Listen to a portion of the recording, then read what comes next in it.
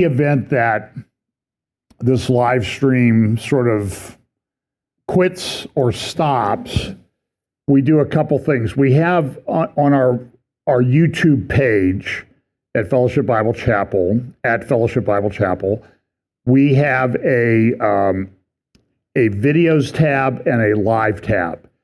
When I'm talking here at 11 a.m., approximately 11 a.m. on Sunday mornings, the stream will be under the live tab. So if you go to our Facebook page, click on the live tab, you'll see the stream that appears there. What we always do, because sometimes we lose internet connection and that type of thing, we're out in the country, although I don't know that makes any difference in this day and age. We always repost the video so that it's under the videos tab. So every Sunday we post things twice. And sometimes when the stream gets interrupted, we're recording, so we'll post it both places a second time. So just so you know, I only do one video on a Sunday, but sometimes it gets posted in a couple different places, and sometimes in one of those places it'll be posted a couple different times because the stream gets interrupted. So we were having some technical difficulties today. So if you've ever been to the UN in New York, so this is World Beatdown. And if you go to the UN, as you're entering the UN, there is a statue, this statue. If you've been there, you'll see it. And it's always accompanied with the verse from Isaiah, and they will beat their swords into plowshares. It's actually a verse about the millennium that the UN uses outside its thing to show how, they're working for peace, right? I mean, it's so obvious that they're working for peace. And so I thought that given what went on at the UN, and I'll talk about it today, but there was a lot of meetings at the UN. What was supposed to be a 1-day became a 2-day and a 3-day meeting to talk about a 2-state solution in Israel, because Israel is the problem. And I'm not sure, I haven't watched the probably 15 hours of videos of these people that are recorded and out there. You can find them on the UN multimedia website if you're inclined to torture yourselves. But I'm not sure that the hostages in Gaza ever really came up.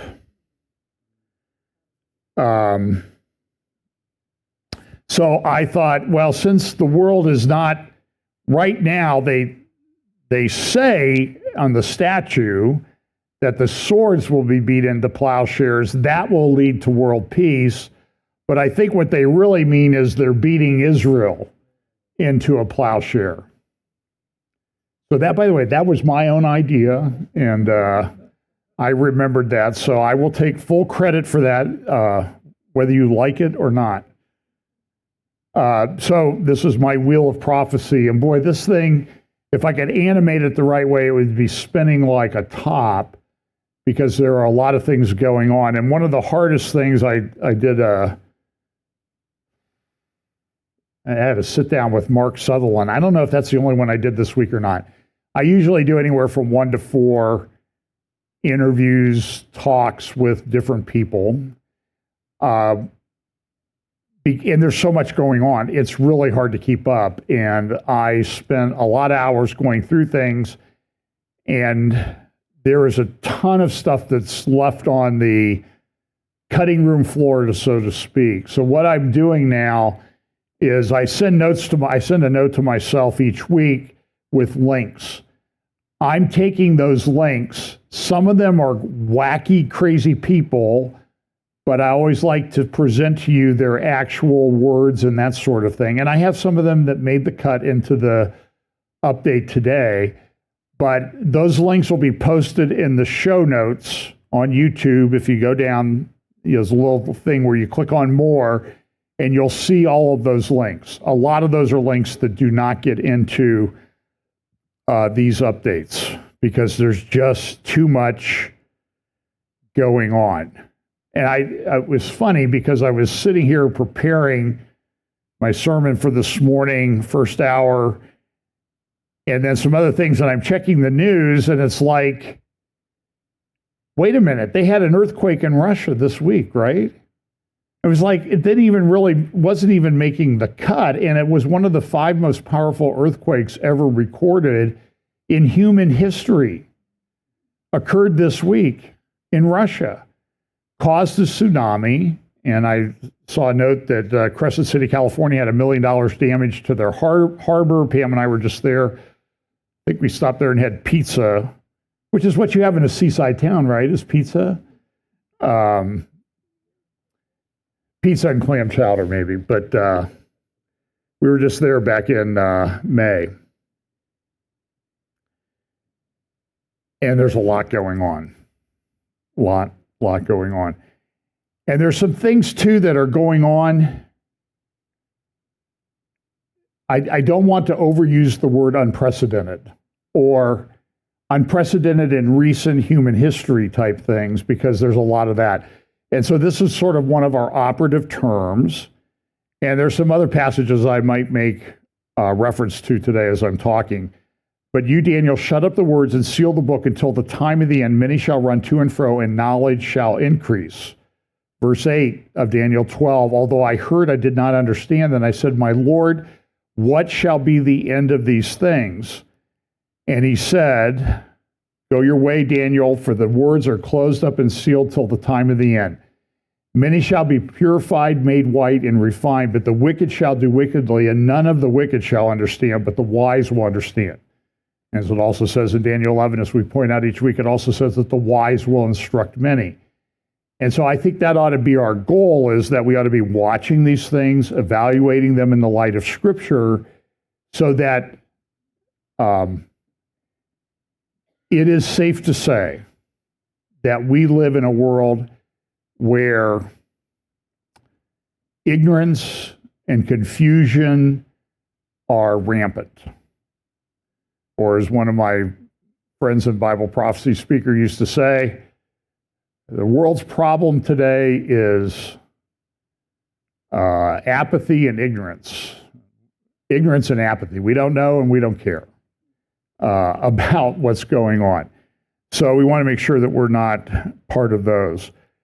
So I'm going to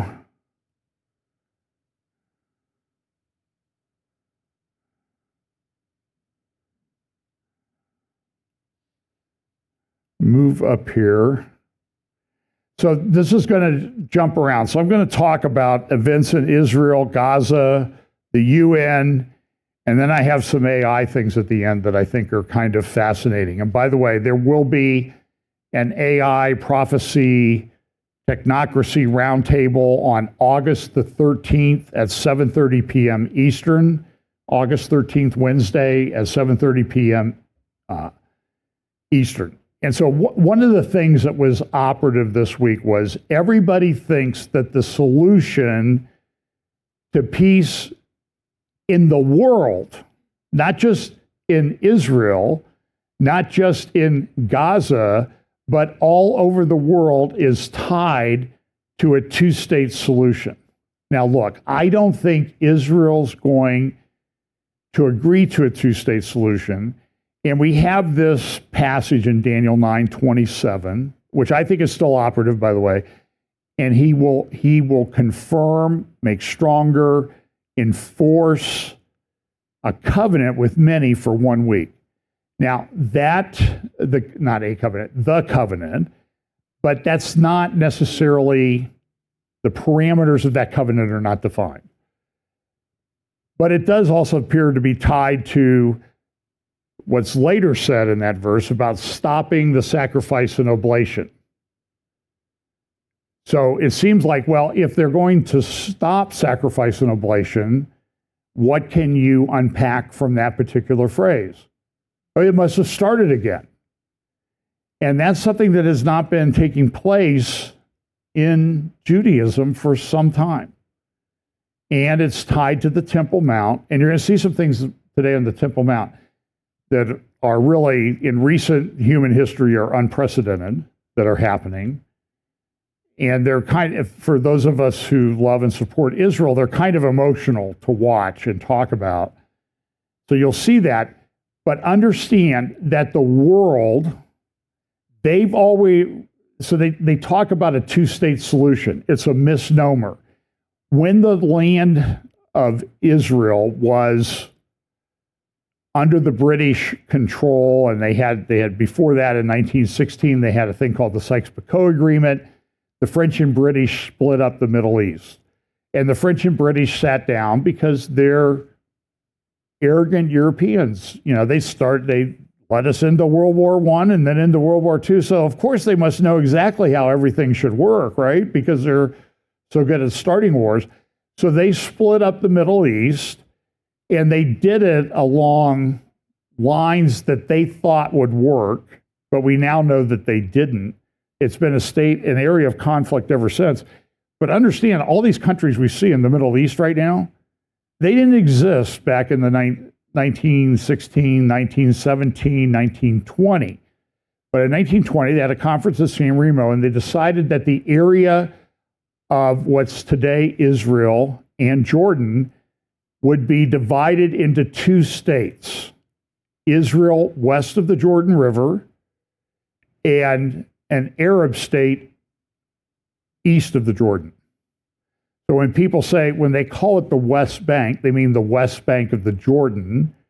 And that's really kind of a misnomer, because the world agreed west of the Jordan would be Israel, a state for the Jewish people. And by the way, this is before the Holocaust and everything. They were already deciding this. And we know from Mark Twain that this area was largely desolate and unpopulated in the 1860s. Mark Twain go read The Travelers Abroad. You can find it online very easily. And he was very this thing is a wasteland. Nobody lives here. We traveled, 2 days. We didn't see a single person. And that's his eyewitness testimony of what Israel looked like in the 1860s. So the world decided, and the world agreed through that meeting at San Remo and some others, that there would be two states: Arab state east of the Jordan, a Jewish state west of the Jordan. And that was never accepted by the Arabs. And then in the 1960s, Russia thought, well, this would be a good way to get everybody at odds with each other. We'll make up this thing called the Palestine Liberation Organization.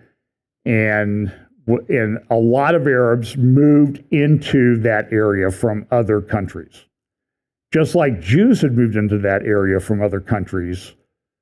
As you know, if you look at population of Jews in Arab countries back in 1948, there were tens of thousands.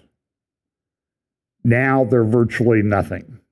I mean, some countries have one, maybe 10, maybe 20 Jews.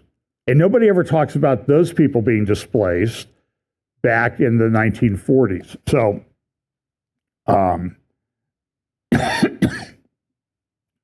Yasser Arafat himself was an immigrant from Egypt, probably the nephew of the Hajj Aman al-Husseini, who worked with Hitler to try to eradicate the Jews. So they did try a two-state solution. Back in 2005, every single Jew, dead or alive, was made to leave Gaza. Now, wait a minute. Yeah, they dug up the bodies of Jews buried in Gaza and moved them. Why? They knew what people in Gaza would do with those bodies and use and hold them hostage, just like, they're doing right now. Same principle. So here is a tweet. The son of Hamas, I can't remember his name right off the top of my head. October 7th didn't happen because Palestinians were denied a state. It happened because they were given one. Gaza was theirs, no occupation, no settlers, no Jews. It was Judenrein is the term that they use. Just them ruling themselves. And what did they do? They began preparing for war. Never forget that. And that's absolute 100% truth. And it's going to continue for a very long time. Let's see.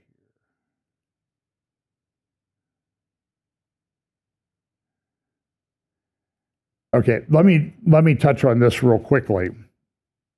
So I have talked about, a lot of Bible prophecy guys don't talk about it, but I've been doing it, as you know, for a long time. Demographics. We live in a world where the demographics of the world are rapidly changing. In other words, what's the population mix by age, sex, male, female? I only use two genders around here.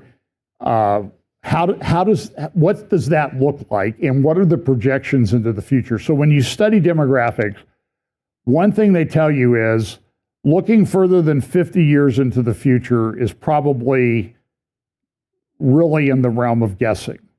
But out to 50 years, you can look at population trends, birth rates, and that type of thing, and you can make some pretty strong conclusions. And one of the things that you can conclude right now is that what's going on in terms of demographics is unprecedented, there's that word again, in human history. Populations are collapsing. People are not having children. It is a major problem in the West, in every developing country, and it's even becoming a problem in Arab and Muslim countries as well. Probably the only area of the world that's really still pumping out babies is Africa, but they're eventually going to hit the wall. But if you look, you go back a few years, they were projecting that 2050, 2100, that there might be 5 cities in the world that would have 100 million people in population. Now, you've been to New York. That's what, 8 million? Los Angeles is 4 million.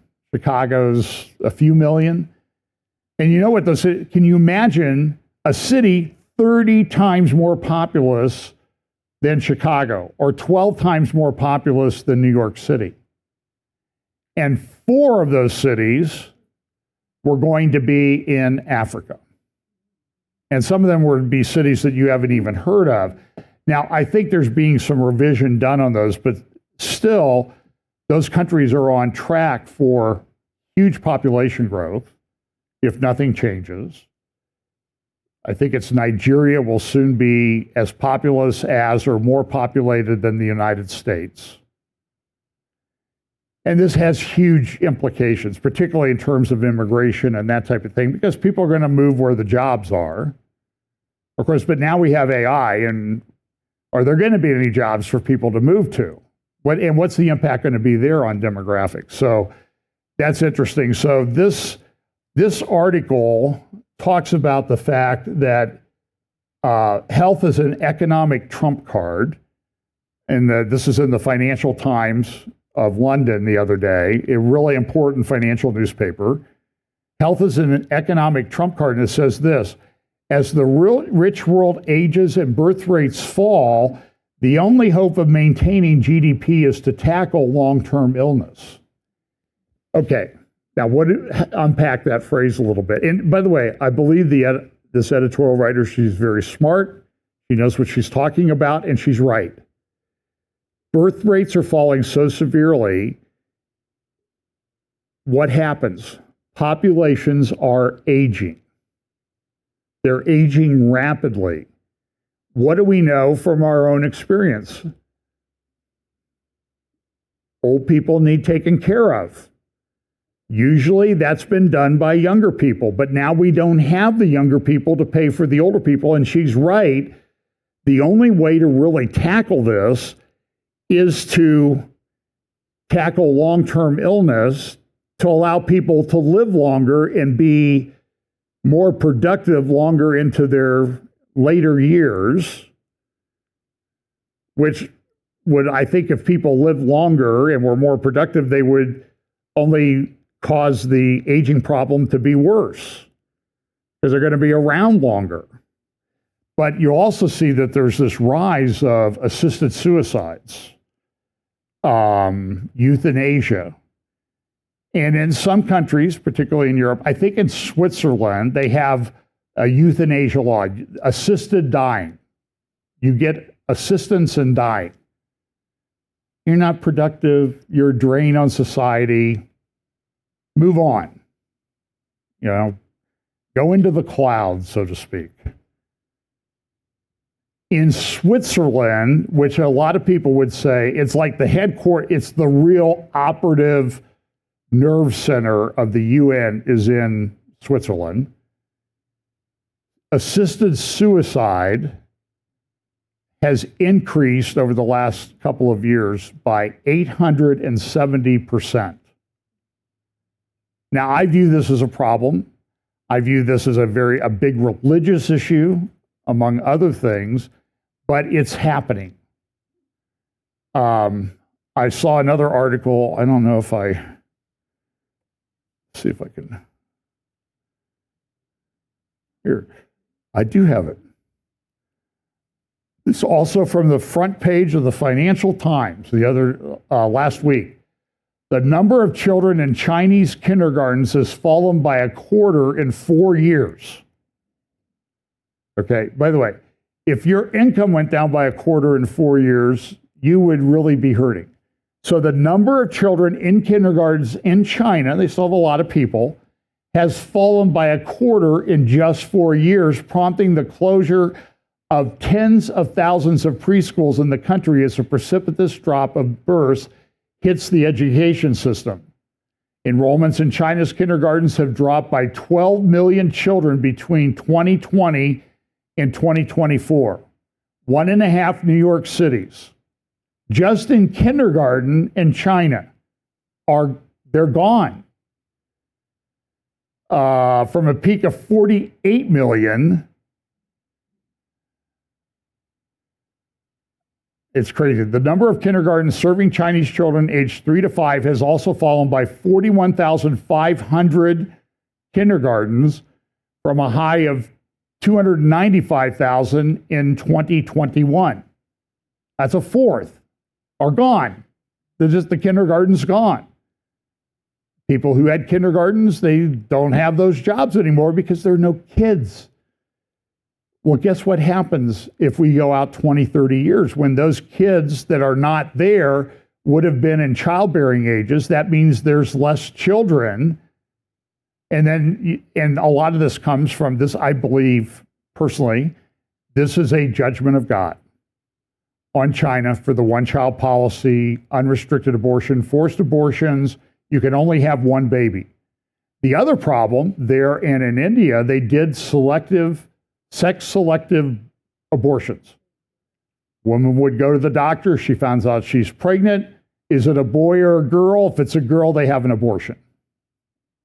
Well, despite what people want to believe, if you have no girls, then you have nobody to have babies.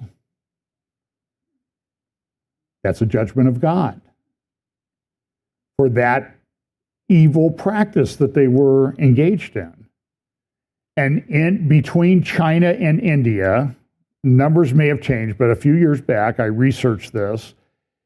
And between China and India, they were approaching the place where they would have, between the two countries, those two countries alone, 150 million men of childbearing age with no prospect for a wife. Now, what does that do to geopolitics? Does that make the men go look someplace else, like in an army? This is a huge problem, and this is nothing ever like this in human history. So then when we look at geopolitics and Bible prophecy, how does it affect Bible prophecy? And we know China has designs on some areas in the world. We talk about, by the way, there's a guy I've been following. He's pro-Ukrainian and he doesn't like Vladimir Putin. And to me, that's okay. But I find him to be very factual. His name is Paul Warburg. He's got a YouTube channel, and he's much better than me. He does 18 to 28-minute videos. They're chock full of information, and he apologizes when he goes to 28 minutes. Now, I've not learned any lessons from him on. I've only learned to be factual, but not learned any lessons on length. But he made a very good point this week that I'd never really thought about. We talk about, what does everybody talk about? China. Where are they going to go? Where are they going to attack? Taiwan, Taiwan, Taiwan, Taiwan, Taiwan. And he makes a good point. He studied history, and he said the whole art of Chinese war is deception. To get you looking somewhere when they're going to go somewhere else. And what does China have designs on? What does China need, even with its declining population and everything? They need oil and gas. They don't really have those resources. And they need water. Now, this week they had problems because they had massive flooding in Beijing. I don't know if you saw the pictures of these, just these, here's the term again, unprecedented floods in China. They have plenty of water there, but like with any flood, the problem is capturing that water to use later. They don't have those resources. They're building, by the way, massive reservoirs in the Himalayas, damming up rivers. The Chinese government reminds me of these locust-type creatures who were going through the universe, taking all the resources of a planet in the movie Independence Day. That kind of reminds, it's like a picture of the Chinese government, because they're always like, so they go up to the Himalayas on these rivers, and they dam them up, and they're building some of the largest reservoirs ever built in human history. But what's happening? Well, the rivers go from the Himalayas all the way down through like Laos and Vietnam and everything. The Mekong River, the delta's drying up because the river's dammed up. And so now there's a problem in Vietnam. China doesn't really care. They got the water. They're upstream. And this is causing huge problems. So China needs water. Okay, so is there a place near China that they could invade and take over that has gas and oil and water? Well, why do they? There have been conflicts between the people who live in the area of Russia, Siberia, and China for a long time. There's a thing called the Great Wall of China. It wasn't built for a tourist destination. It was built because they wanted to keep the hordes out coming into China from the north. What are now today the Siberians and Russians. In fact, it was actually, the wall was known historically in some quarters as the ramparts of Magog, to keep those hordes out. In fact, you can look at old maps and you can see that Korea Peninsula was called Gog Korea. Interesting. Don't know if that has anything to do with what we read about in Ezekiel 38 and 39, but it's something that people should factor in because those are the historical facts. So anyway, China, there is in Russia, there is, I believe, it's the deepest lake on the planet. It's like 4 times deeper than Lake Superior, which I think is a quarter mile deep. So this thing's like a mile deep, and it contains about 25%, I hear, of all the fresh water on the planet are in this lake in Siberia. They have oil and gas in Siberia. They have ports. And so some analysts believe that China is not really after Taiwan. That's a distraction. They really want to go get that oil and gas and resources in Siberia and Russia, including the port that was damaged in the big earthquake that took place this week, right? Seems like it was a month ago. An 8.7 or 8.8 earthquake, one of the 5 most powerful earthquakes in human history, took place up there, and it may have damaged a very important naval port for the Russians. Nobody knows the extent of the damage. And I'll talk about that maybe. So anyway, so this is a big problem. Demographics, resources, all of these things are becoming very, very big deals. So somebody sent me a note.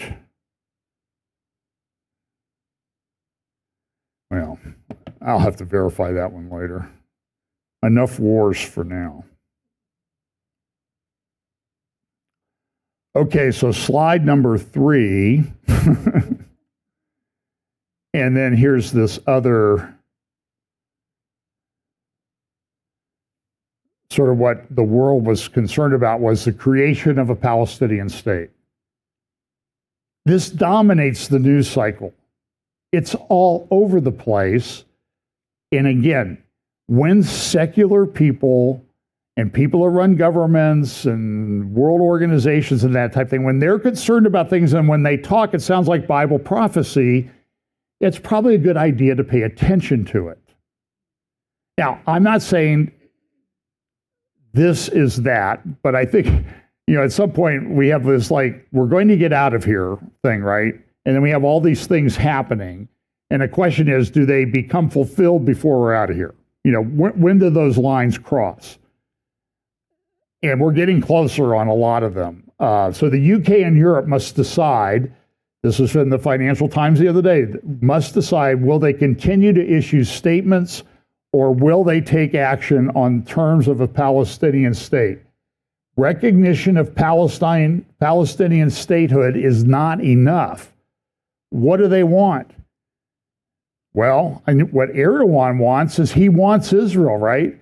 This was a tweet that he put up a week ago. I'll read the translation. So English is one of the only languages that I speak.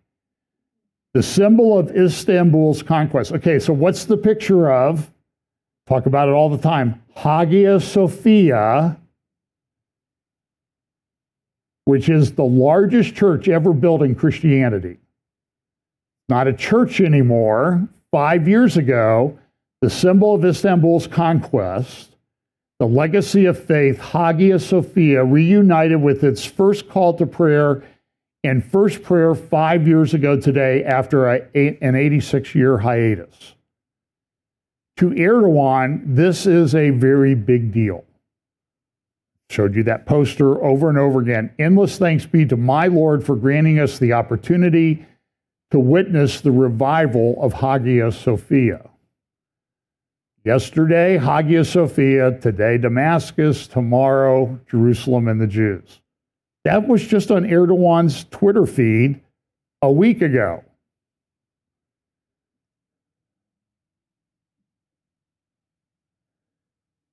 There was a picture last week in the New York Times on the front page. And we'll talk a little bit about this now and then a little bit more later on in the update. And you're thinking, wait a minute, it's going to be a later on in this update? When is that? When are you going to get to that?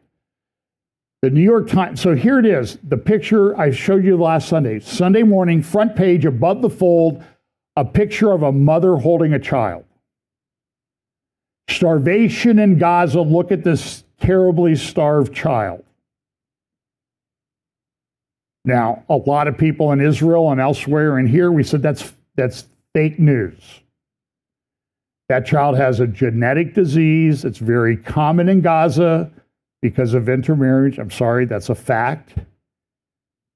If you look to the right, the big picture there, that's a bigger picture of it. By the way, there's also some indication that this lady might not even be in Gaza. She might be in Yemen.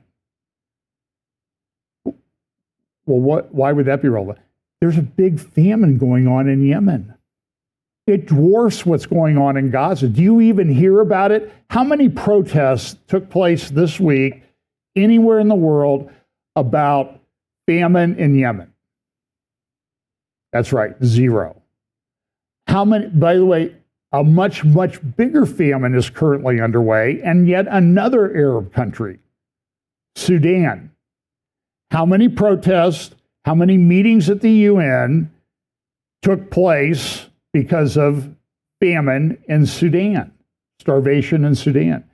So there's some indication that this actually might be a picture of a lady in Yemen, but what do you see in the big picture? See how the New York Times cropped it so that it was the mother holding the child? And it was done for a very specific emotional purpose. To Christians, And I saw European Parliament members say, this reminds me of the suffering of Christ. If you've been to the Vatican, you've been to St. Paul's Cathedral there in the Vatican, you'll see the Pietà, the Mary holding the wounded, dead Jesus. Very famous statue of Michelangelo. That, Hamas is smart. They did that to invoke those religious feelings. Look at the Jews killing Christians. That was the message that they were trying to convey. So, what do we know? So, here's a tweet. New York Times admits the emaciated boy they splashed on their front page as proof of the famine in Gaza was actually suffering from a serious medical conditions, which is why all his family look healthy. And you see the child's brother there who looks pretty good, not starving. Exploding a child's illness to push a political narrative is reprehensible. She's right. And by the way, the picture on the front page of the New York Times got viewed probably over 60 million times around the world. The correction that they put up, which was this, that they put up on their Twitter account, we have appended an editor's note to the story about Mohammed Zakir al-Matakwa, a child in Gaza who was diagnosed with severe malnutrition. After publication, the Times learned that he also had pre-existing health problems. Read more below. And then they go on and they say, so they put up the tweet, and it says children in Gaza are malnourished and starving, as New York Times reporters and others have documented. We recently ran a story. It was fake news. The correction, so the story, 60 million views. The correction, last count I saw, was 88,000. So about 1,000 times more people saw the fake news than the correction. So, starvation is a problem. So this is, let me see some things. Okay, so this is kind of out of order because I think the points need emphasized. So here is a tweet. Islamic Jihad, this is Eitan Fischberger, an Israeli guy who does a pretty good job of putting up things, just released a photo of Israeli hostage Ram Braslavsky. Left before captivity, right today. Somebody else posted, we finally found somebody starving in Gaza. It's the Israeli hostages. And they're awful. So here's what this guy looked like before. Here's what he looks like today. Food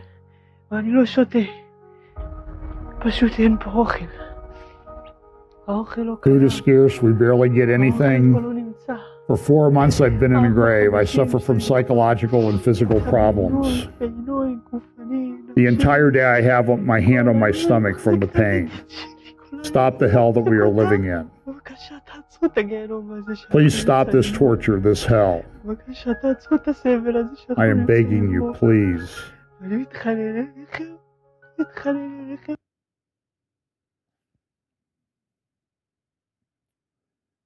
So, by the way, the great journalist, Piers Morgan, saw that video and he said, oh, wait a minute. All you people said we can't believe stuff from Hamas. Now you believe this video? Piers Morgan, his name is, they have, the G and A should be replaced with an O. M-O-R-O-N. Piers, you can do the math on that. And Hamas puts out the captives are going to rot in Hamas dungeons. And understand, this is part of a design. These are two Hamas guys, two Hamas commanders on video speaking. And look, this is the age of social media. Videos get released all the time. Here it goes. Our issue is not just Palestine. Our issue is killing every non-Muslim. We will pursue Jews and Christians all over the world. Either they convert to Islam or we'll kill them. And yet people celebrate that. Another Muslim guy, I think I don't remember where he's from. It's a very long tweet. There's a link in the show notes to the entire thing. You should read it. Read what they say. Israel believes that it destroyed Gaza, but in fact, it destroyed the Western model that had dominated the Islamic mind for more than a century. Today, after the Gaza genocide and the exposure of Western hypocrisy, we are witnessing for the first time a major shift in the Islamic world from obsession with the Western model to the search for a model based on Islamic civilization itself. The only thing Israel has succeeded at is making Gaza a graveyard for Western civilization. So what's the takeaway from that? They have an entirely different worldview than we do. And by the way, there are people in our worldview that are really pretty bad at developing a good worldview too. So, excuse me 1 second. 1, 2.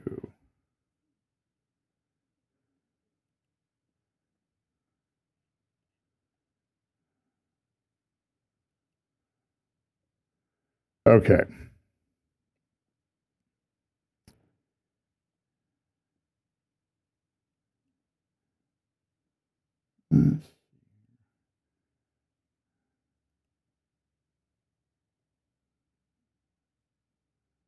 Okay, I'll talk about this in a moment, but China's going big on AI. They're all in on it.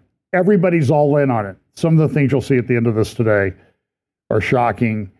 And then here's Melanie Phillips, the great Melanie Phillips, talking about who's running for mayor of New York. Zohan Mamdani leads among Jewish voters by a 17-point margin in the race to become New York City's next mayor. Mamdani, a Shia 12er Islamist, will bankrupt and Islamize New York and pose a threat to its Jewish community.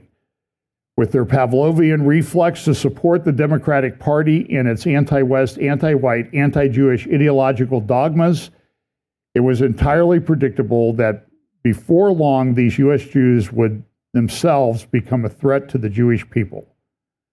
That moment has arrived. And I will say this, Melanie Phillips, who I have utmost respect for, is not a crazy fire-breathing person. She is as rational, calm, and historically and ideologically rooted as anybody you will find or follow in media today. She's a superb individual. She's very smart. So when Melanie Phillips says, we're reaching the end of Western civilization, you should listen to her, just like you should listen to Victor Davis Hanson, who I think one of his recent books says, called The End of Civilization. We are at that moment. And how is the world going? How are things going to go?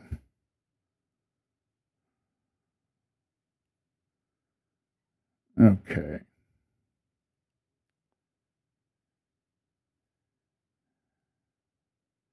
Well, I'll talk about it now. Well, I'll come back to it. This is from the UK. Class snobbery is at the heart of the NHS gender war.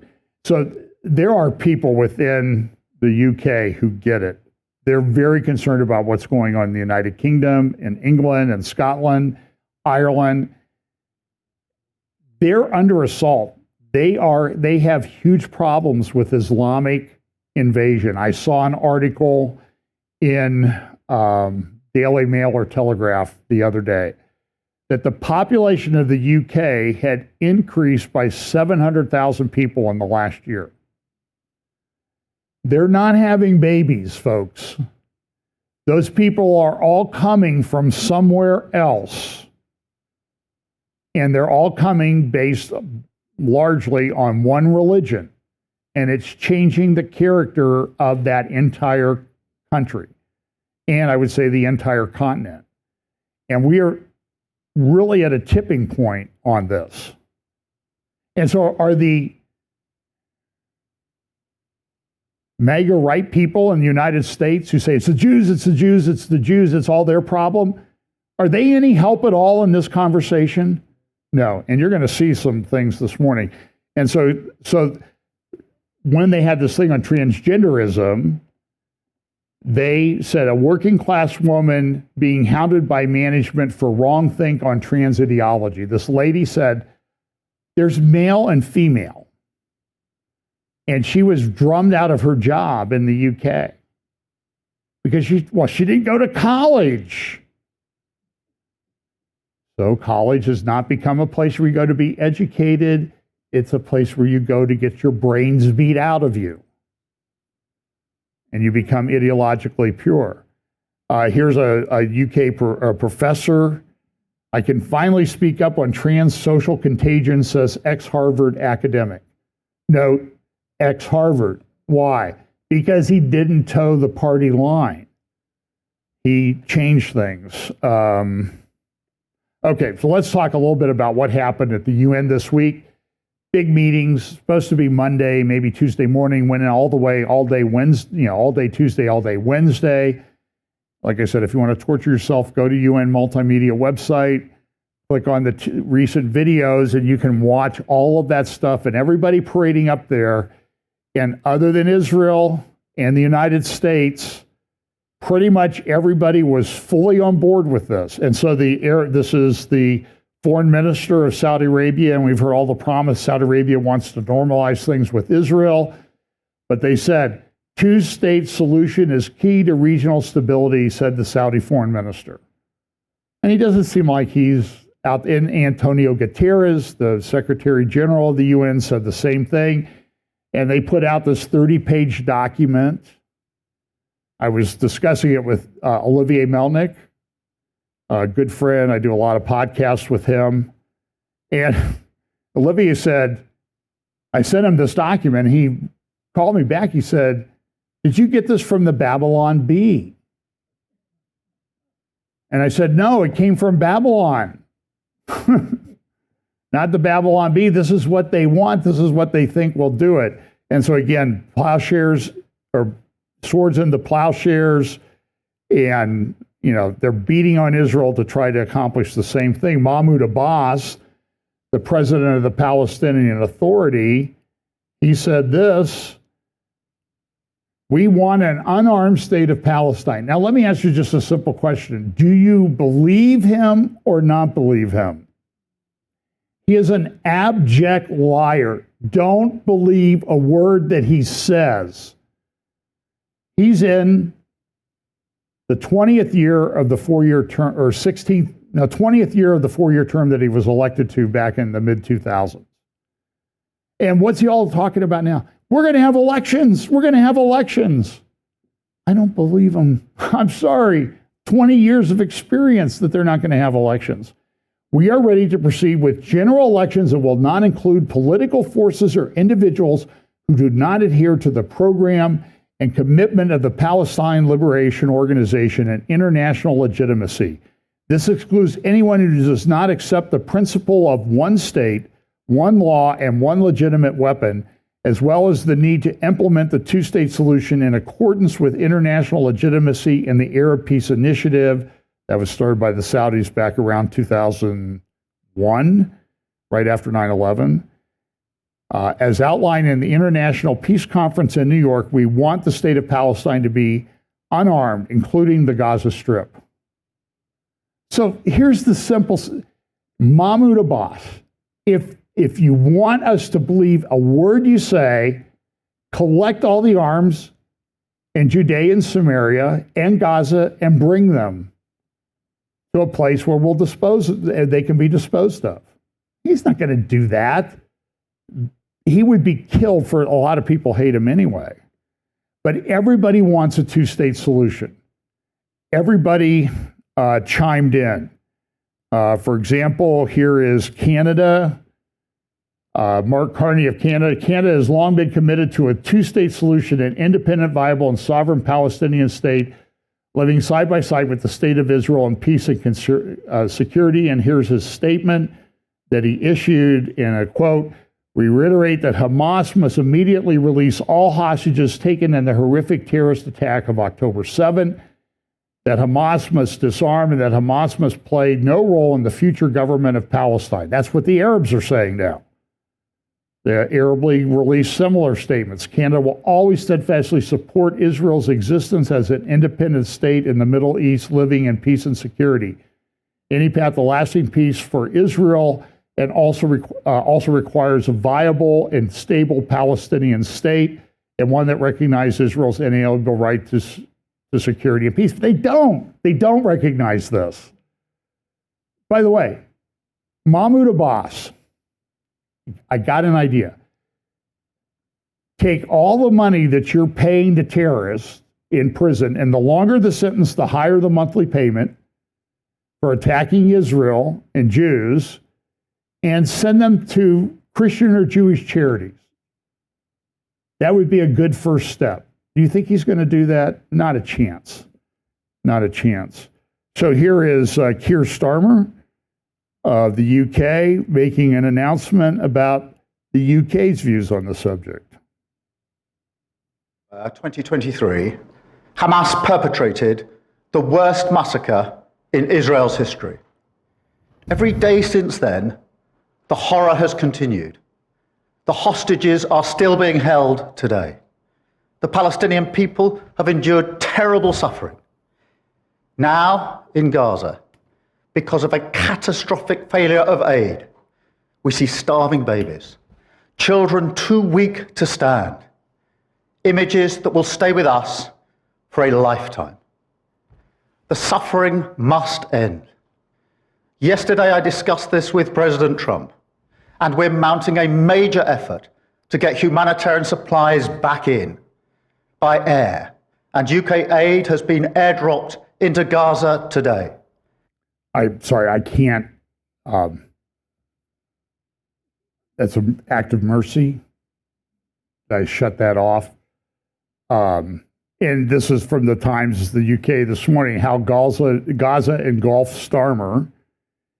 And Melanie Phillips has a great post she put up. Britain's Prime Minister, Sir Keir Starmer, is widely thought to be boring but decent, technocratic but moderate, a bulwark of centrism against the crazies.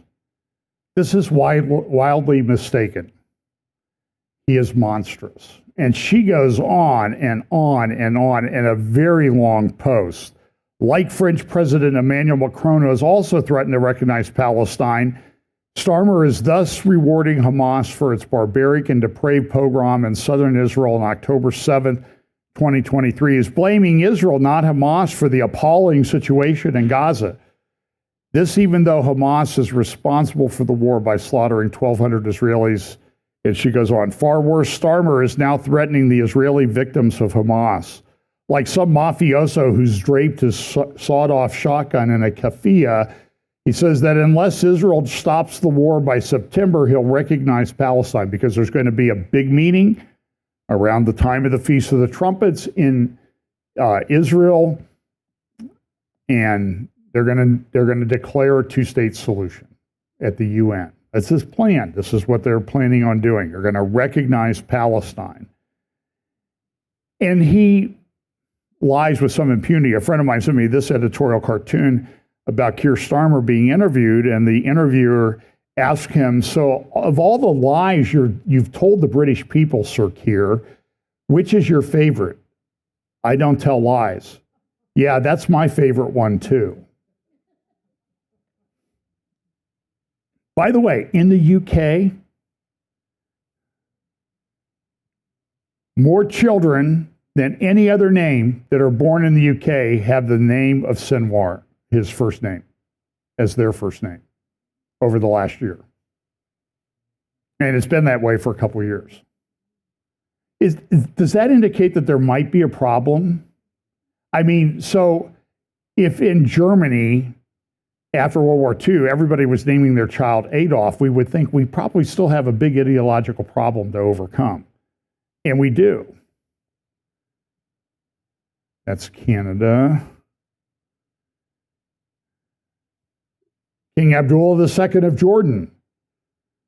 He can't be left out of the pile on Israel. Gaza crisis is the worst in modern history. Really. 1 million dead Syrians just to your north, close to 1 million dead Sudanese to your west, hundreds of thousands of Yemenis dead, King Abdullah, and you want to focus on the ones in Gaza? That's the worst in modern history? Listen, let me just be very blunt about King Abdullah. He is a propagandist. He is not to be believed. He claims to be a direct descendant of Muhammad. And he will run around talking about we need to preserve the Christian and Islamic holy sites in Jerusalem and never mention Israel or the Jews. I don't like him. Arab League says Hamas must disarm to achieve a Palestinian state. Sky News, Hamas said it will not disarm unless by the way, so Steve Witkoff is over there and he says, Hamas is going to disarm themselves. We're going to have peace in the Middle East. The presidential envoy. So how long did that age very well? No, it didn't, because Hamas came out and said, Hamas has said it will not disarm unless an independent Palestinian state is established with Jerusalem as its capital. It comes after media reports quoting U.S. Middle East envoy Steve Witkoff claimed the militant group had shown a willingness to disarm. Oops. Didn't go very well. Here's a little Sky News point on that today. The UK Telegraph have reported that Hamas have now come out just in the last few hours and said that they will not stop now. They will not lay down their weapons or do anything. They will not stop until they have Jerusalem as the capital of a Palestinian state that occupies all of the current area of Israel. So that is what you have done, Anthony Albanese, Penny Wong, Jim Chalmers, Keir Starmer, Emmanuel Macron, Mark Carney. You have done this, and every single person marching on the bridge today is doing this. You're encouraging the perpetration of this horror show. You are doing it. You're the ones responsible, and you should be so ashamed of yourself. Hamas have now, as James said, got the moral high ground because of you marchers on the bridge. Great work. Wow, you're really clever. Sorry, James, carry on. Well, no, I mean, I couldn't have said it better myself, Rowan. Thank you, James. Well, the whole notion of a two-state solution is fanciful. It's just not feasible. It doesn't matter if post-Hamas what happens, if the population there votes for another Hamas 2.0 that wants to eradicate Israel, wants to get rid of the Jewish community, then you're not going to be able to have a two-state solution. You can't have a two-state solution when one side wants to destroy the other side. So we've got to start being realistic when we talk about these things, because it's all very good and well to say that's the ideal, that's what we're aiming for. It's not a matter of if, it's a matter of when. But really, how is it feasible? Let's look at the reality of what's happening in that region at the moment. Well, it is interesting that you look at this. You mentioned the European leaders, from Starmer to Macron and others, who are giving comfort to Hamas. I think the bigger issue, for Israel is what's happening in the US, because the change in public opinion in the US is stark, it's dramatic. We're talking about 60% plus swings in some categories of people whose sympathies have shifted in recent years. And that is very significant, and you can't ignore that. You can't say, well, they're wrong. This is public opinion, and it's powerful, and it definitely is something that politicians are going to be looking at. So going forward, that's something that also has to be taken into consideration. I think so many Australians are just sick of foreign conflicts, foreign hatreds being imported here and shoved in our faces. That's another issue that you've got to be honest about. So many Australians just have their own issues. They've got a cost of living crisis. We've got all sorts of societal issues here. do we really need to be importing foreign hatred? No, but I'll pick you up on that. Sorry, you go, James. I was going to say one other thing, though. You talk about support in the United States slipping away from Israel. One of the other interesting things that we've had this week is that support for Hamas in the Arab world has also been absolutely melting away. And in fact, this week, this here is going to be the real key to peace. And this is, let's not take our eyes off the prize here, which is the whole realignment of the Middle East, that the Abraham Accords diplomacy that Trump started in his first term and that is continuing in this term is continuing with. Hamas has no support in the Arab world anymore. Iran is now all but neutered. And so where does Hamas have its support? In Western capitals and universities. Look, I think he's misreading the situation. It's very bad. In Sydney, the pictures of the Opera House, the Sydney Harbour Bridge. Picture this morning, over 100,000 people protesting in favor of Hamas in Sydney. And there, in the picture below here, you see these people, big picture of the Ayatollah Khamenei being carried, and here carrying the Save Gaza or whatever banner, Julian Assange, one of the darlings of the right wing, protesting in favor of Hamas. Do you think we have a problem? I never trusted that guy, by the way, and that's probably a reason. Here's another picture of the Harbor Bridge, the picture of Khomeini. And then the poster, the March for Humanity, Save Gaza. Happened today in Sydney, and here's what they were shouting. Listen to this as they marched across the bridge. You can hear it.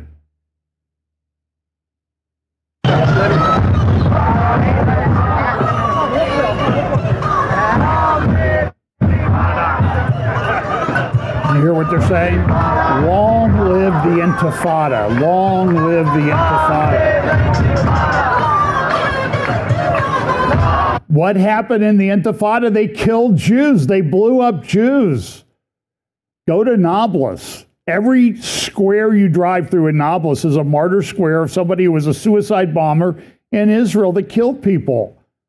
They're praised. This is in Israel that you see this, in Nablus, known as Neapolis back in the time of Jesus. That's in Sydney this morning. We have a big, big, big problem. So here's some other things. This is from the comment section of the European officials off the record. They said, well, we've got a problem, but we can't say anything about it. Oh, because Europe is free, right? Even Putin, I guess that's one of those Norm Crosby malapropisms that I love that guy, but I got his humor. European officials off the record, they're like, we can't talk about this. We're concerned, but we can't talk about it because it's not right. Front page of the Israel, Hayom, and Jerusalem Post today has yet another hostage. More starvation found in Gaza.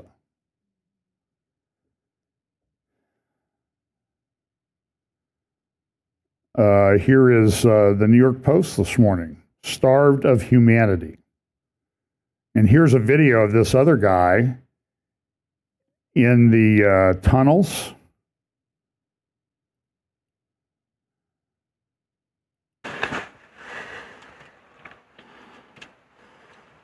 By the way, in here, I've eaten for 3 days.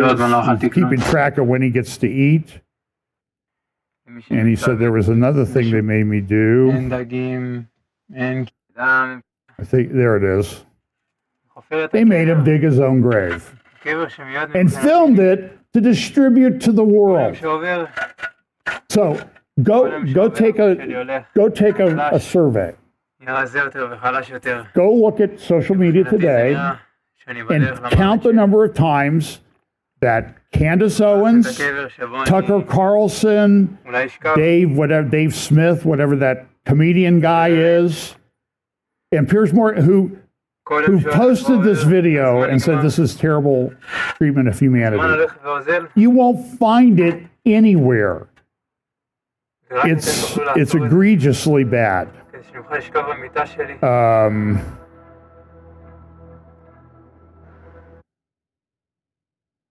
So John Spencer, there's a link in the show notes, Spencer at SpencerGuard on X. What are Israel's choices in Gaza? The insanity of double standards and uninformed analysis. And he talks about the fact, everybody says, you know, all these people at GHF, they're killing people. They're shooting people that come for aid. The Gaza Humanitarian Foundation that's been set up, and I guess at least the head of it appears to be Johnny Moore, a Baptist pastor. And they're accusing them of killing these kids. Do you think Hamas might shoot them? I mean, really, do you think it's just possible? Do you know where those bullets came from when it happens? So Andrew Fox went to Gaza this week. He was interviewed on, which I think is one of the greatest names for a podcast channel. It's called Triggernometry. And so they interviewed him, and they're wrestling with, what do we do? How do you solve this? And because we in the West, we can't get the mindset right. Here you go. The destruction in Gaza is deniable, but the real question is why? And they ask Andrew Fox. Andrew, you were on the ground in Gaza. What did you see? Absolute devastation. You know, let's not pretend that the Rafah isn't destroyed. I don't think there's any sense in trying to whitewash what's happened in Gaza in the sense of everything being destroyed. But the important thing is why. Okay, and if we look at how, you know, I spoke earlier about adaptation. In Gaza City, when the IDF was assaulting through, they would clear house to house, just as we would, going through an urban environment. There was a 4-month pause put in before Rafah. Over that 4 months, you might remember All Eyes on Rafah as a campaign. Yes. Yep. Yeah, huge international pressure. Actually, most of the evacuation from Rafah was done by Hamas. They moved people out so that they could then booby trap all the houses. They'd seen what the IDF were doing in Gaza City. They knew they were fighting house to house. And so they decided that if the IDF was going house to house, each house would have an IED. And I think it's a lot more advanced than people realize. We're kind of used to the idea of IEDs being these kind of pressure plates in the ground like we saw in Afghanistan or Iraq. In Gaza, they are in the tunnel shafts that go into houses, 57,000 tunnel shafts in Gaza that lead to the tunnels that are 500 kilometers long. They are everywhere. So the tunnel shaft will have an IED. There'll be a camera wired into the tunnels so they can watch for the IDF entering. And then they'll be able to remotely detonate the IED when they see soldiers in the house. So at the start of the Rafah campaign, the IDF had quite bad casualties from this, to the point where they had to completely change their tactics, where they now send a drone into the building first. If there's nothing found by the drone, they send in a dog. And then only then do they send in troops, but even then only in 4-man teams rather than platoons or sections, to try and minimize the casualties if anything does go bang. Now, if that's every other house in Rafah, that's not a workable option. So as soon as you find the IED, you can't go firm and just call for the explosive ordnance disposal like we used to in Afghanistan. That would take hours. You'd never get anywhere. And so they've quite legitimately just leveled the buildings that are IED'd. Now, that has caused incredibly large amounts of destruction. But then if that IED blows up, it's going to level the building just the same, exactly. right? So Exactly. I see your point about that. Yeah, it's kind of a good point. Hamas is doing this. Stop with all of the nonsense. By the way, in the Times of London today, they talked about genocide and destruction. You see this picture? Look at Israel really did a job, right? Look at that devastation. Niall Ferguson, he's married to Ayan Hirsi Ali, who I understand is converted to Christianity. She was raised Muslim in Somalia. One of the most incredibly brave women on the planet. You should look her up, follow her, read what she writes. So her husband, Niall Ferguson, is a conservative guy. He has an article in the Times of London yesterday or today.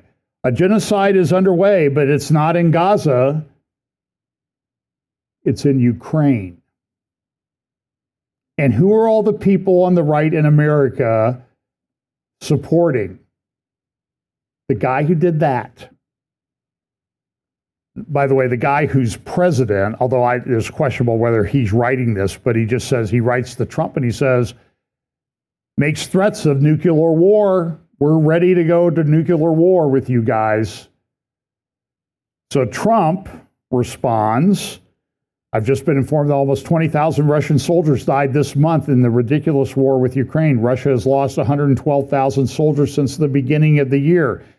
That's a lot of unnecessary death. Ukraine, however, has also suffered greatly. They have lost approximately 8,000 soldiers since January 1, probably higher.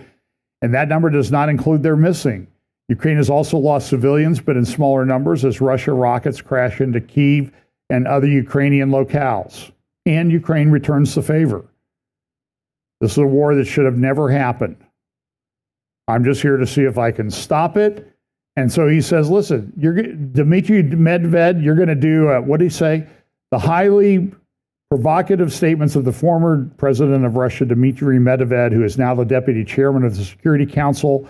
I have ordered 2 nuclear submarines to be positioned in the appropriate regions just in case these foolish and inflammatory statements are more than just that.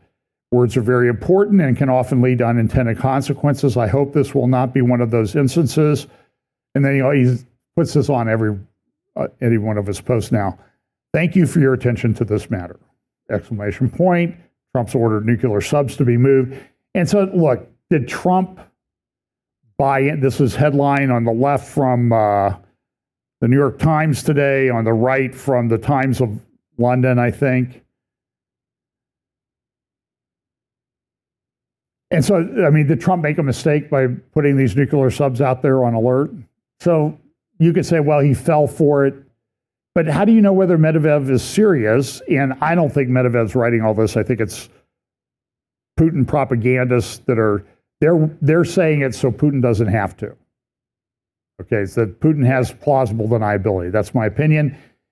And look, Russia had a massive earthquake. In fact, this is... their volcano started erupting after the earthquake. This was on July 30th. And then this morning, I don't know if it's in the I think it's in the Telegraph, another earthquake and volcano erupting in Russia.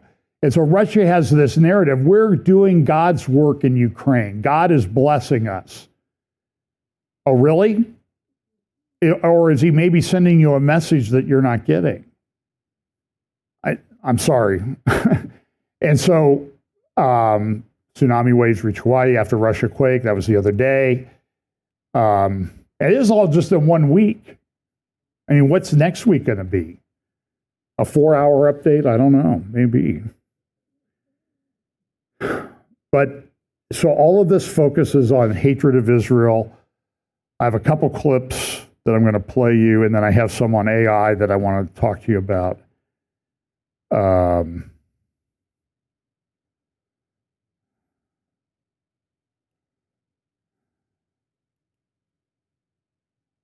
This is Pierre Morgan. It's interesting that all of these, so you just replace the G and the A with an O, and you got the right name for him. It's interesting that all prominent pro-Israeli voices on here refuse to believe any Gaza casualty numbers published by the Hamas-run Palestinian Health Ministry, except the veracity of the hostage pics videos posted by Hamas without hesitation. These are not Hamas pictures. These are the people that were released, pictures taken by a bunch of people.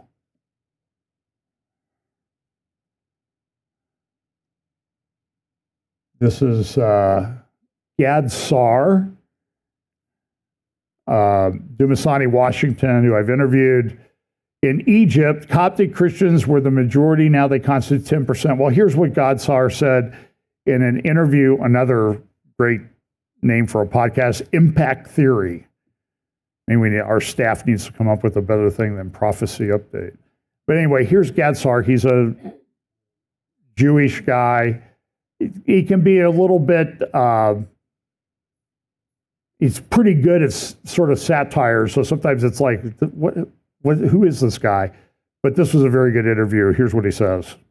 In the Middle East, every single society that had existed prior to Islam has been eradicated, right? In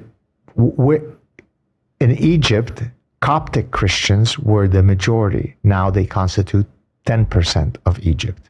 Okay. In Syria, there was huge Christians. Lebanon used to be a predominantly Christian country. Within my lifetime and yours, Lebanon went from being predominantly Christian to now being majority Muslim. Within our lifetime, not 500 years. What happened to the Iraqi Christians? Persia had a culture before Islam. Now it's become Islamic. So no ideology has conquered and colonized as much as Islam has. So if you're worried about the colonization of Zionism, then by any stretch of the imagination, if you're going to be logical, then you have to be worried and upset about the colonization of 56 countries that were once not Islamic, and in many cases they became Islamized through brute force. That's why there is the sword of Islam. It doesn't capture that we're going to cut bananas together. It captures that I put the sword to your neck, and when I conquer you, I give you choices, 3 choices. Either convert, or die, or live as a dhimmi. Dhimmi means as a, not even second-class citizen, you're a third-class citizen. You're a slave. And so it's interesting. Everybody said, look what Israel did. They took over this little teeny tiny country. It's awful. They took over this little teeny tiny country. They're colonizers. How big do they want to get? Well, Tucker Carlson interviewed John Mersheimer. John Mersheimer co-authored a book called The Israel Lobby. He believes Israel causes everything bad. So Tucker interviewed him again. He's pro-Russian shill. He's pro-Hamas. He's anti-Israel on steroids. So Tucker interviewed him because, like when Tucker interviewed Munther Isaac, the Palestinian pastor from Bethlehem, did he mention anything that Gideon Saar just talked about how Christians are leaving Bethlehem and other places and Judea and Samaria? It's not because Jews are driving them out. Stop with these lies, Tucker, Mersheimer, Candace, Daryl Cooper. You're all a bunch of liars. You're despicable human beings. So here's Tucker interview. This is about 4 minutes. Sit through it. I want you to listen what Mersheimer says about Israel and Tucker's reaction. Here we go. The area, that's a big hit. Why would you be willing to go through all of that? I'm going to back that up and start it over. Here we go. The area, that's a big hit. Why would you be willing to go through all of that to get Gaza? Why do they want it? Well, the Zionists from the beginning have wanted a greater Israel. And David Ben-Gurion wrote a piece in 1918, and David Ben-Gurion, of course, is the founding father of Israel. Yes. Wrote a piece in 1918. I don't think it's ever been published in English. It's just in Yiddish, where he describes what his goals are for a greater Israel, right? And it obviously includes Green Line Israel, Gaza, the West Bank. It includes parts of the East Bank. It includes parts of southern Syria. It includes parts of southern Lebanon. And it includes the Sinai Peninsula. Just think about that. That was Ben-Gurion's vision. And this was a vision that was shared by almost all the early Zionist leaders. And there are still many people in Israel who are in favor of a greater Israel. They don't want a tiny Israel. The Israel that was created in 1948 is a tiny state. Yes. Even with Gaza and the West Bank, it's quite small.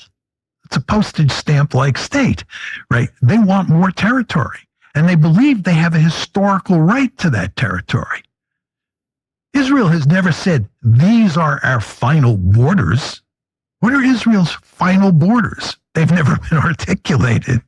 And the reason is the Israelis don't want to say out loud. The early Zionists did not say out loud what their intentions were. David then... Okay, so this is a map of Greater Israel that I found. And this is what Israel wants, okay? By the way, they had the whole Sinai. They gave it back, right? Didn't they give it back? With the treaty with Egypt? And so listen to what Mersheimer said and analyze it. He claims to be this great academic. If you're in a class of his, you're being defrauded because you're learning from someone who doesn't understand history and fact. He says, look at how evil Israel is. They will never tell us what they want their final borders to be. You just heard Gideon Saar. Islam has conquered country after country after country. Show me one time John Mersheimer, the great geopolitical historian, where he's asked this question: where has Islam ever said they want their final borders to be? Where has Erdogan ever said he wants his final borders to be?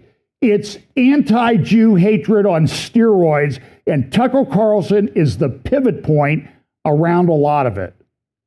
Is that clear? And listen, I say this and people write to me and they say, I haven't noticed anything. Are you not paying attention? I mean, seriously. And here's Matt Gaetz. He was going to be the Attorney General of the United States. This is what he said in a video from One American News. I don't know. Everything is going to pot right now. So here's Matt Gaetz. We've shared with you our view that Israel doesn't want peace. They don't merely want Iran to denuclearize. If Trump is right and key nuclear sites have been destroyed, what is Israel still fighting for? Regime change, obviously. We told you that from the beginning. That's what this is all about to Israel. And it isn't regime change for the sake of turning Iran into a long nation-building exercise like Iraq. Israeli elites believe they are better positioned in global markets if places like Dubai, Doha, Abu Dhabi, and Riyadh are smothered in tens of millions of war refugees. They want these rich Muslim markets to look at skies full of missiles, not a future of opportunity. I think it's that simple. This is a gut check moment for Israeli Prime Minister and perennial war advocate Bibi Netanyahu. Will he bend to Trump's demands for peace? Or will he continue his air bombing campaign to decapitate the regime of Iran? Okay, let's unpack that a little bit. By the way, it is God's blessing that that man never became Attorney General of the United States. You see the anti-Semitic tropes in there. The Jews are all about the money. What would Ilhan Omar say? All about the Benjamins, baby. The $100 bills. And he talks about skies full of missiles. Those are missiles coming from Iran into Israel, you moron. I'm serious. This guy, the right has lost it in large part. Marjorie Taylor Greene, Matt Gaetz, stop following. Don't give them any money. Don't listen to them. They've lost the plot of the Bible, Scripture, Christianity, and everything. Go read Romans 11, Matt. This really, we should have sort of like a blood pressure monitor on me, and we can kind of see the graph spike. This really bothers me. Okay, so here is, and again, I apologize. I use a thing to download, and this week somehow the download videos, it gets it out of sync, and so it just creates a lot more time, and I just didn't notice it till this morning. Look at this. Sean Strickland in Mixed Martial Arts. I can't believe I'm saying this, but I will vote for a Democrat over an AIPAC Republican candidate. 4 years of a Democrat sounds easier than a politician owned by a foreign government. And you see how they show this? The art that's used, the pictures, look at what they're doing. Remember the famous New York Times editorial cartoon in the foreign New York Times of the blind Trump being led around by the Netanyahu wiener dog? Remember that from a few years back? Okay, so now this is trigger warning. This is Tucker interviewing Candace Owens. It's about 2.5 minutes long. Candace has completely lost the part.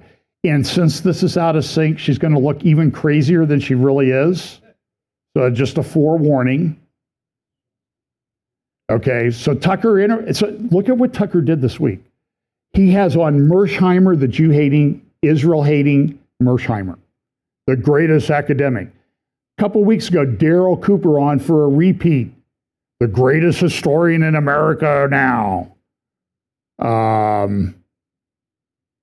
Gaza Humanitarian Foundation's killing kids. He platforms this week, part one of a two-part interview, Tony Aguilar, who is a contractor for GHC, Gaza Humanitarian, GHF, in Gaza. I'm going to put up part two next week. And by the way, the CEO and people and management at GHF and everybody at GHF has come out and said, that guy is not believable. He's doing it. He's got a bone to pick with the Gaza Humanitarian Foundation. He's a liar. Nobody trusted him, and they fired him. Truth. So immediately, well, who's going to interview him? Well, Tucker Carlson. So here he is with, and I had to include the Tucker laugh from the Candace interview. So it starts with that, and then she goes into her views on Israel, why she no longer supports Israel. All totally fair. Yeah. Does any of, I mean, to the extent that we can project forward and guess, does any of this come out? I mean, to a greater extent than it has? I mean, is there ever like a public resolution of this story? No, because Israel's controlling our government. So no, the answer is no. Trump is powerless against him. We haven't had, I don't think we've been a sovereign nation since they shot JFK. And when I say they, it's like people online say, what do you mean by they? I'm talking about Israel. I don't want you guys to read in between. I'm talking about Israel. So let's stop making that a taboo subject because they've gone mask down. Everything they're doing is demonic. I want nothing to do with it. I will never support Israel into the future after what they've done to these children. The starvation campaign. I don't care. Please write your article. You've already written them all. I don't know what you could add about me. But I do not support Israel.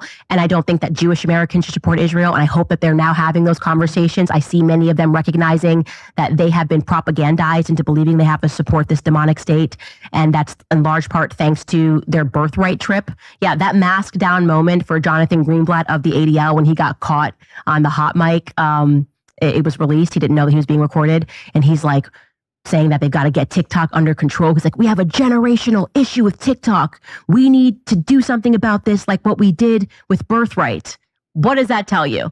That the entire purpose of that birthright trip, telling every Jewish American, you forget a free trip to Israel, was to propagandize you into believing that you have some affinity with this made-up country in the Middle East, like in 1948, that you have to, react when something's happening to them, or you have to look away when they're doing things that are so obviously wrong and demonic.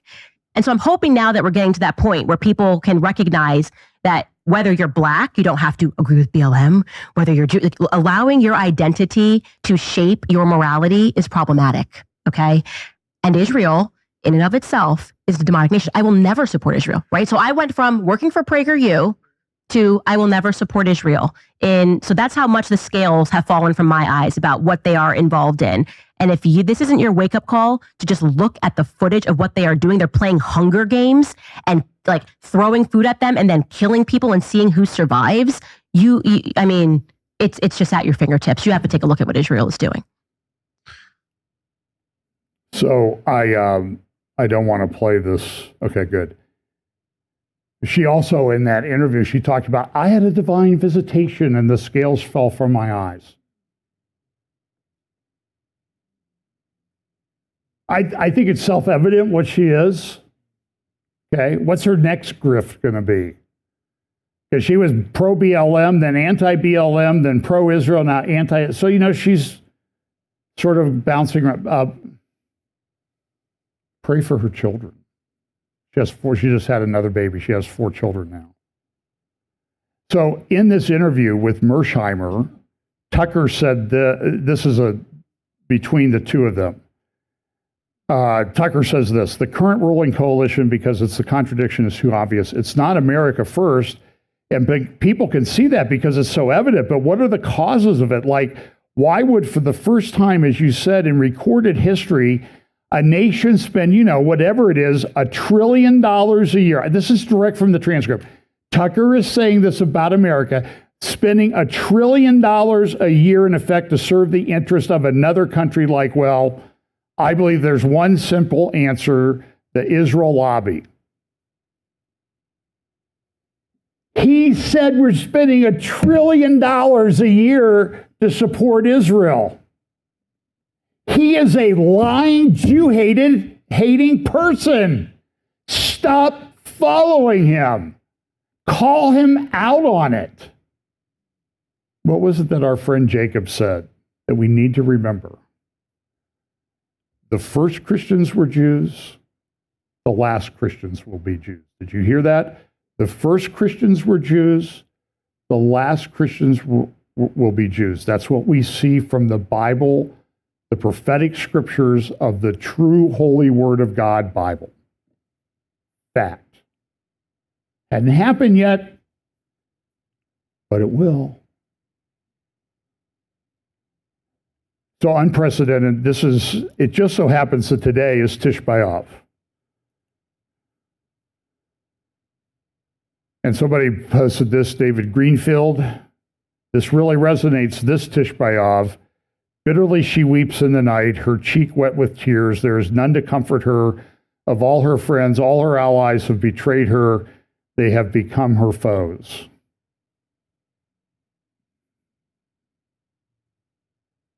By the way, today, Tish B'Av is 666 days since October 7th.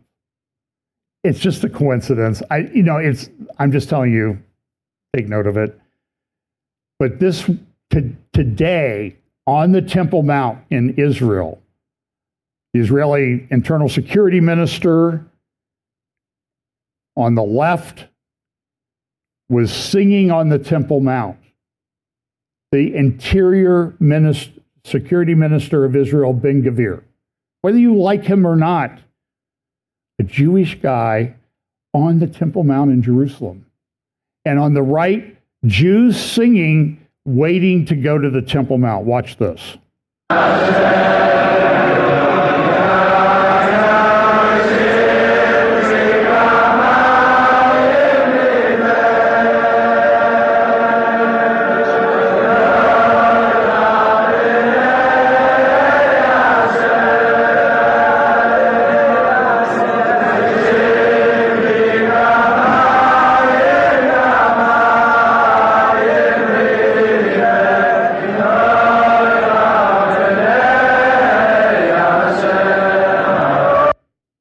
Okay, so listen, we were already sharing the gospel. And then on the Temple Mount, I mean,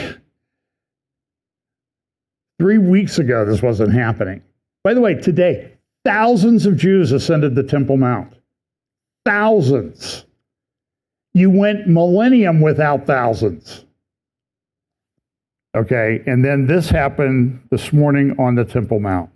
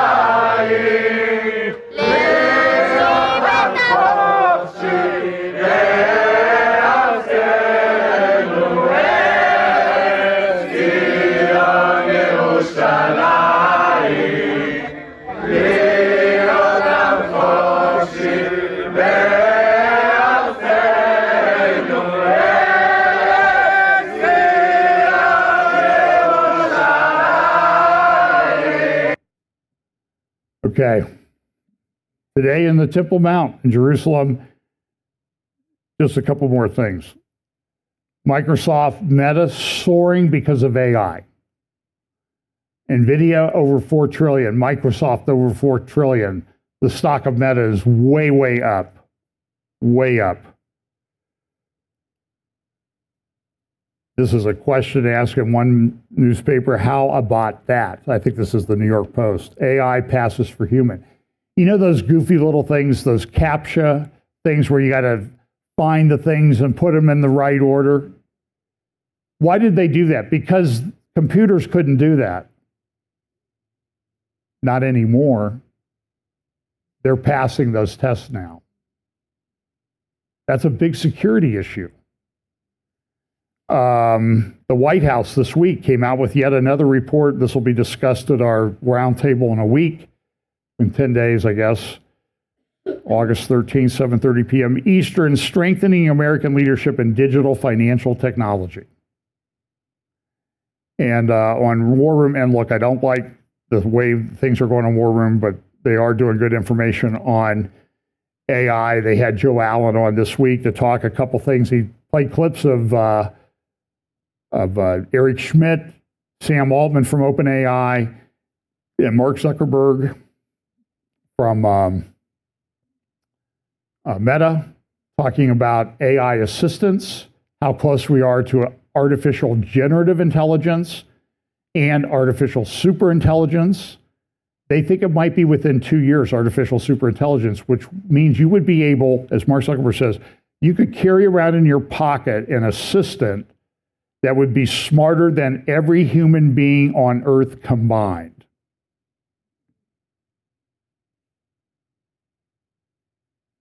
You saw the video I played last week. They're doing PhD level stuff and they're getting pretty good results from it. So here is a guy who used to be with OpenAI.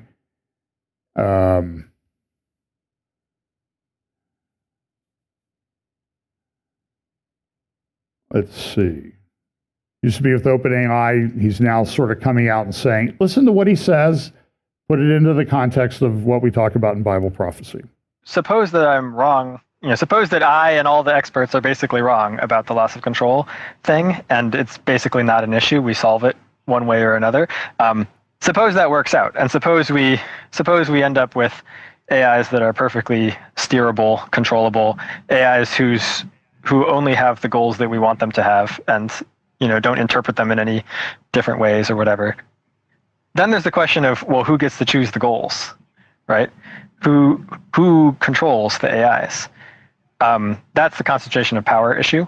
And I think the default answer is, well, a tech company. Whichever tech company was, winning the race and was able to get their AI smart enough to do the AI research first, then does a lot of AI research really fast and ends up with this commanding lead over all the other tech companies where they have the best AIs by far that are also, super intelligent, better than humans at everything, including politics, including warfare, including propaganda, etc.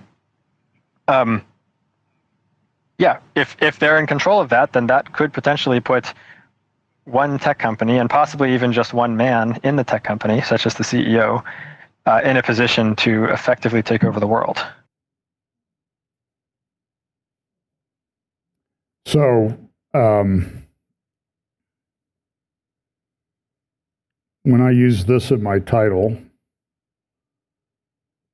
the clock on the left, is it overstated? I don't think so. Okay, lots to talk about next week, tomorrow, maybe even this afternoon. Anyway, thanks for watching. And again, if we have technical difficulties, we apologize for that. Look under Fellowship Bible Chapel, YouTube channel, Real FBC on Rumble, also on Subsplash, our app, to get these things. And we appreciate it.